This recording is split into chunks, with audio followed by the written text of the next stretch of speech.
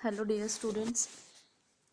So in previous lecture we learnt about electromagnetic induction and that particularly we learnt about many things like motional EMF we studied about the magnetic flux, its units and many more things. So we are in the last uh, session of this lecture. So in this lecture we particularly start with the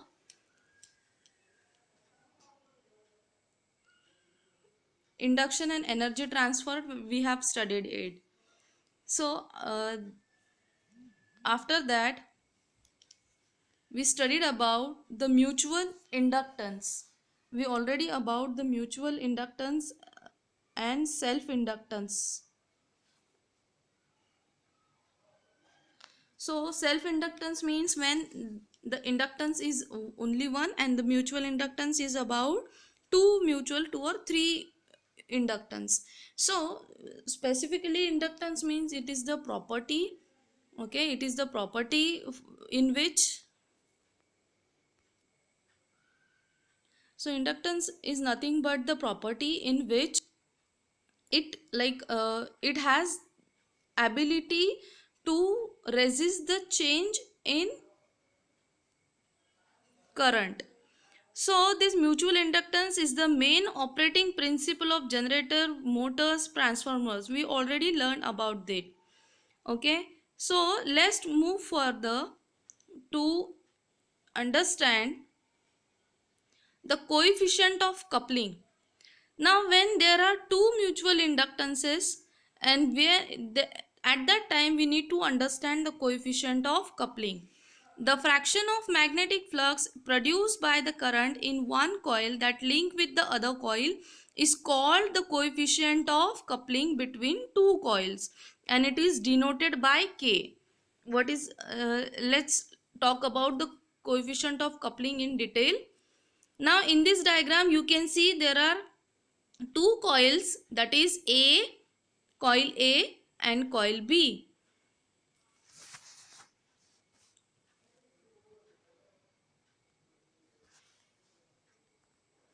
So here it is coil A and here you can see coil B.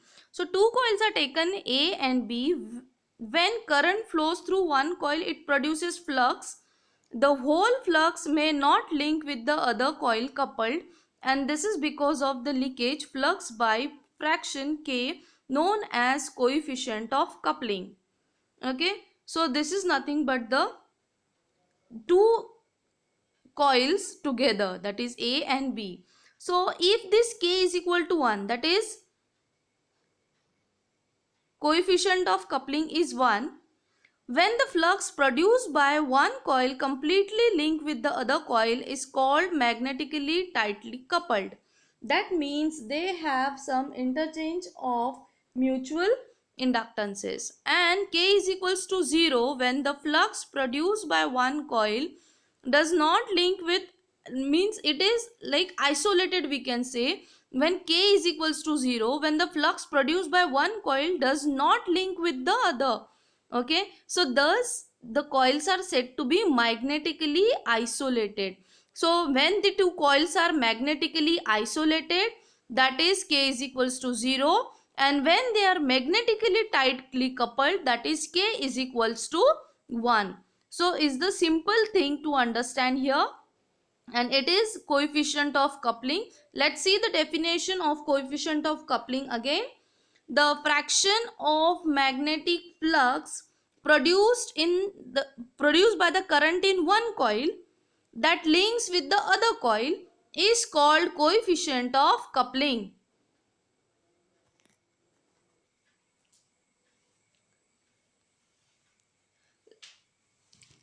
Let's see the derivation. Consider two magnetic coils A and B.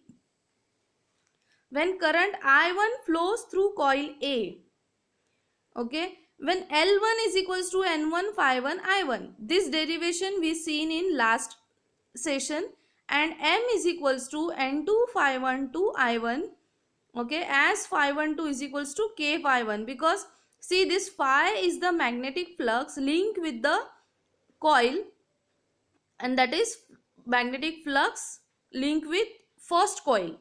So considering coil B and in which I2 current flow, then L2, that is the inductance of coil B, can be stated N2 phi 2 I2. Now N2 means the number of turns of coil B, phi 2 is the magnetic flux linked with the coil B, and I2 is the current flowing through coil B. And again, M is the mutual inductance between these two coils, that is coil B and coil A, is equals to N1 phi 2 1 upon I2 is equals to N1 K phi 2. Just what we have done, we just replace phi 2 1 in case of K phi 2, that is coefficient of coupling we considered here. So multiplying equation 1 and 2, what we will get? We'll get m square is equals to k square n1 phi 1 upon I1 into n2 phi 2 I2 upon I2. So k square is equals to L1 into L2. Simply we can say m is equals to square root of L1 and product of L1 and L2. So this is the equation number 1. Now let's discuss the EMF of mutual inductance. So considering mutual inductance between two coil, we just discussed, we define mutual inductance M21 of coil 2 with respect to 1. So M21 means the mutual inductance of coil 2 with respect to 1. So M21 is equals to N2 phi 21 upon I1, and M21 I1 is equals to N2 phi 21. So if I1 changes with time, M21 di1 dt. So with respect to time, if we consider, obviously if current will change, magnetic flux will change. So according to Faraday's laws of induction, that is EMF is equals to minus phi d phi upon dt. Okay, we can write this equation. That means M2 di1 by dt is equals to minus EMF of 21. So this is the EMF in coil 2 due to current in coil 1 is given by E1 is equals to minus M12 di2 by dt. So from experiment, M21 is equals to M12 is equals to M. That is the mutual inductance between the two coils will be same. So therefore EMF of coil 1, it is equals to minus M di2 by dt, and EMF in coil 2 is minus M di1 by dt. So the coefficient of mutual inductance, the mutual inductance depends on the geometrical factor of two coils, such as the number of turns, radii of two coils, on the properties of material such as magnetic permeability of the medium surrounding the coils. How to find the mutual inductance? Steps for finding mutual inductance, that is M. So firstly, assume current in one coil, that is I1 of coil 1. Then deduce the expression for the magnetic field in neighboring coil 2, that is due to I1, what will be the magnetic field that we need to calculate, and after that write the flux linkage equation. So now we know that N2 phi 2 is equals to MI1. So N2 is the number of turns of second coil. Phi 2 is the flux linked with the second coil. But I1 is the current which is linked with the first coil, and obtain the magnetic flux linked, that is given by B1 A2. Okay. So compare these two equations and find the mutual inductance M. So this procedure you need to follow while solving the numericals. Now let's see the another important topic from the same chapter, that is transformer. Now transformer is a static electrical machine which transfer the electrical power from one circuit to the other circuit at constant frequency, but the voltage level can be altered. That means voltage can be increased or decreased as per requirement. So this is the main feature of this particular equipment. It works on the principle of Faraday's law of electromagnetic induction, which states the magnitude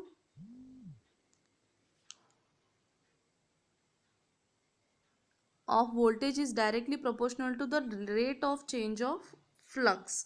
Now see here in transformer, what is the main function? We already studied this transformer in the block diagram of when we studied about the semiconductor, that is in rectification process.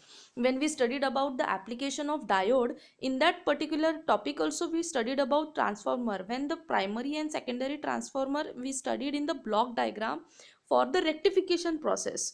Now here when we study about the transformer, the main function of transformer is to we can modify the voltage as per requirement. That is the best thing here. Now so it works on the principle of Faraday's law electromagnetic induction, in which the magnitude of voltage is directly proportional to the rate of change of flux. Now see how it works. So voltage transformer ratio K is called the voltage transformation ratio, which is constant, that is case 1, if the number of turns in secondary coil is greater than number of turns in primary coil. So N2 is number of turns in secondary and N1 is number of turns in primary. When K is greater than 1, it is called a step up transformer. So this coefficient of coupling, that is K is greater than 1, which is called as step up transformer. And in case 2, if N2 is less than N1, N2 is less than N1, so K is less than 1, it is called as step down transformer. So specifically you need to be more careful about this, that is number of turns greater than number of turns in primary, step up transformer, and when number of turns in secondary is less than primary, so it is called as step down transformer. Now see, here is the transformer. Okay, so suppose we are supplying V1 as input, we'll get V2 output as per our requirement. Now this E1 by N1 is equals to E2 by N2 is equals to K. So this ratio of supplied voltage to the number of turns and output voltage to the number of turns, which is equal to K. So this ratio is constant, that is E1 is equals to supply voltage on primary winding and E2 is terminal voltage, that is theoretical or calculated on secondary winding.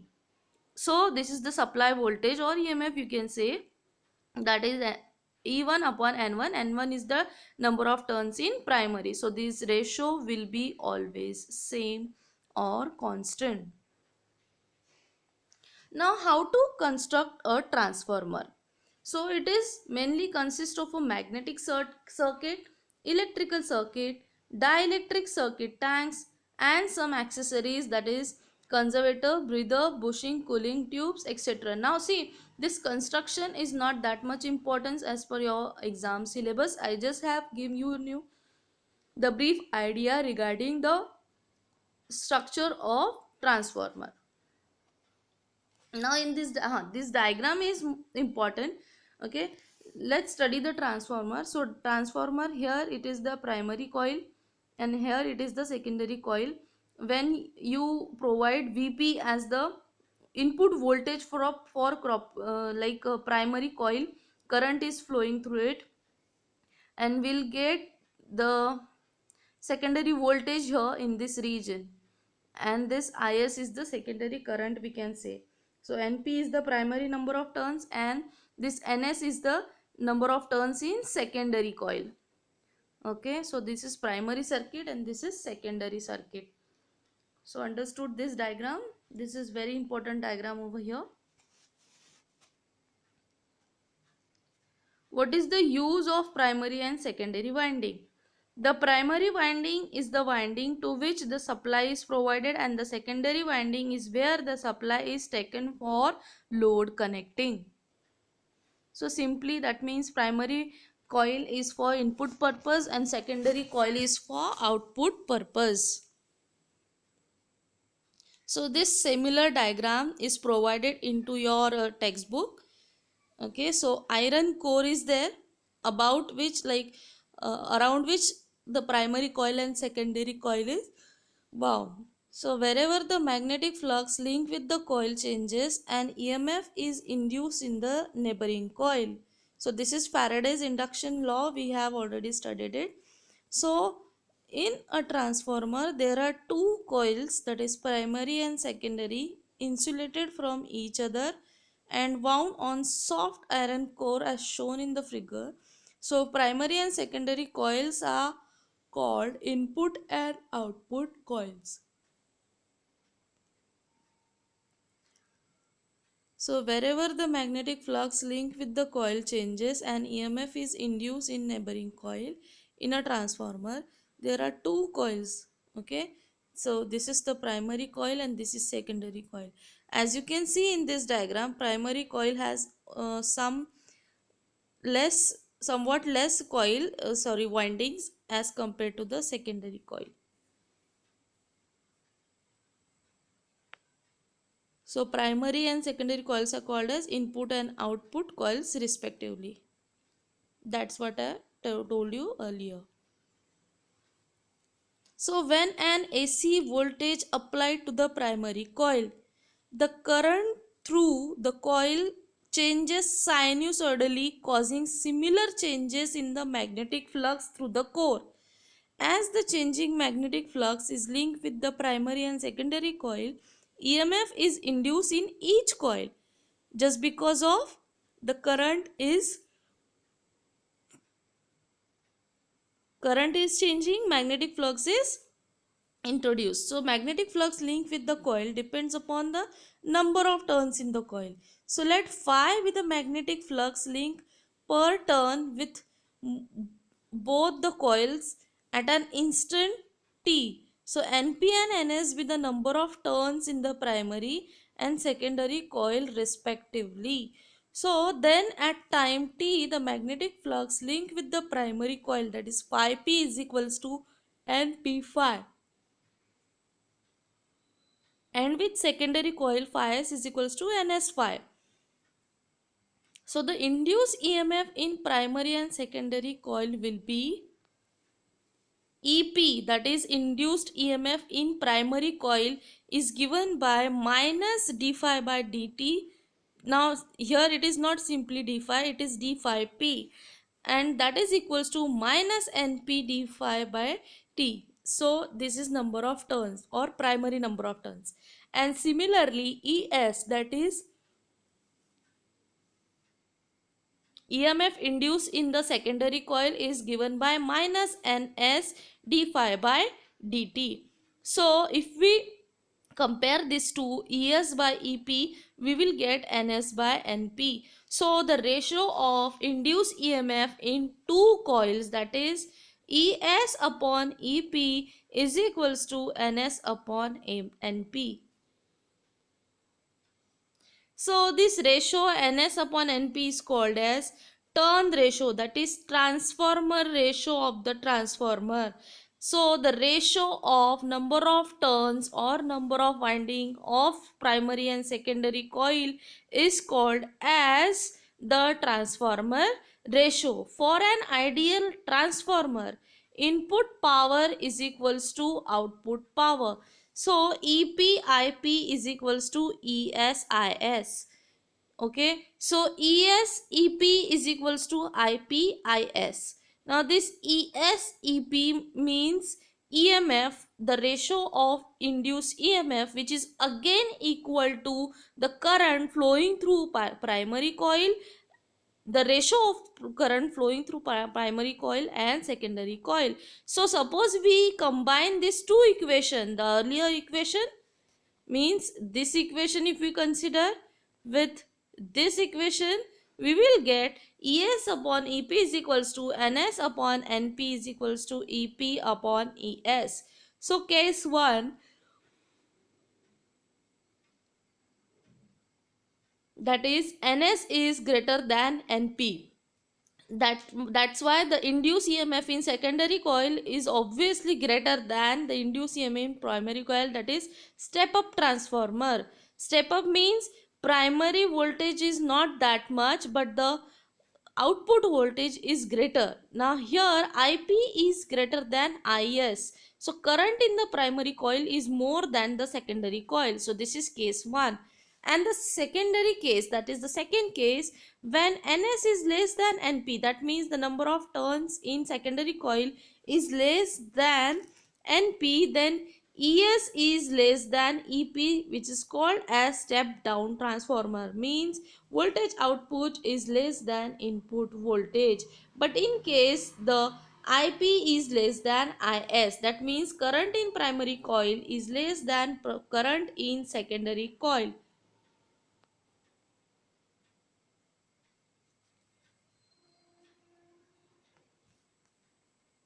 So here in this lecture we studied about many important things, that is the coefficient of coupling. And coefficient of coupling means when two coils link with the another, so here we have to consider the coefficient of coupling. In that particular we have seen that when coefficient of coupling k is equals to 1, then we can say the two coils are magnetically tightly coupled. But when k is equals to 0, we can say that they are magnetically isolated, means there is no link with the flux of both. Then after we have seen one derivation for calculation of mutual inductance. M is equals to square root of L1 and L2. L1 is the inductance in coil 1 and inductance of coil 2 is L2. So mutual inductance can be seen as M is equals to square root of L1 into L2. After that we have seen the emf of mutual inductance, that is nothing but it is depends upon the mutual inductance and the current, rate of change of current in the coil. So here it is the formula we can say. After that we learnt about how to find the mutual inductance. These are the procedure you need to follow while solving any numerical.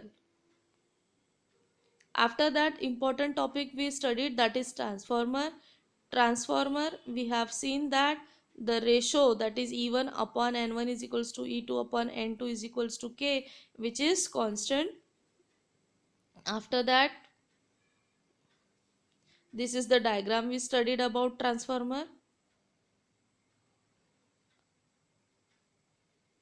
What is the use of primary and secondary? Primary coil is to provide input voltage and secondary is for calculating the output voltage.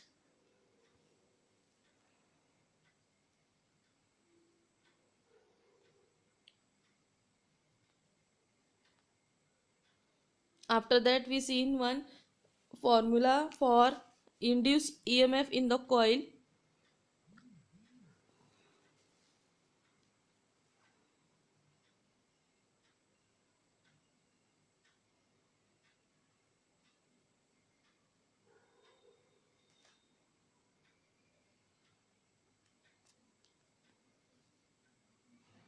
So finally we got this formula, ES upon EP is equals to NS upon NP is equals to IP upon IS. So here we reach to the last session of the chapter electromagnetic induction.